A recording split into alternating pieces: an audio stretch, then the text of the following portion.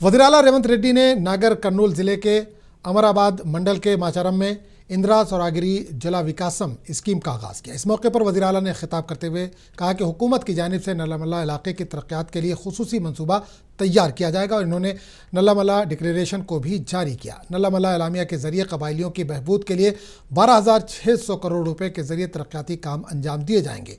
वजीराला ने कहा कि कांग्रेस हुकूमत बंजर ज़मीनों को ज़रई ज़मीन में तब्दील करने के इक़दाम कर रही है। इस तकरीर में नायब वज़ीर-ए-आला, रियासती वज़रा और दीगर कायदीन ने शिरकत की, जबकि वज़ीर-ए-आला ने इस दौरे के मौके पर कोंडारेड्डी पल्ली में वाक़े मंदिर में खुसूसी पूजा भी की। इस मौके पर वज़ीर-ए-आला का शानदार इस्तकबाल किया गया। మిత్రులారా ఇయాల ఆలోచన చేయండి।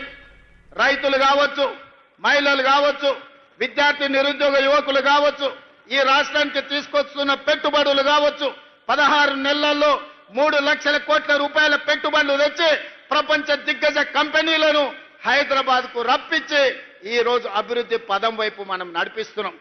పోయిన సంవత్సరాన్ని మొత్తం లెక్కగట్టి కేంద్ర ప్రభుత్వం నిత్యావసర వస్తువులను నియంత్రించడంలో ఏ రాష్ట్రం విజయం సాధించింది అంటే కేంద్ర ప్రభుత్వమే ప్రకటించింది।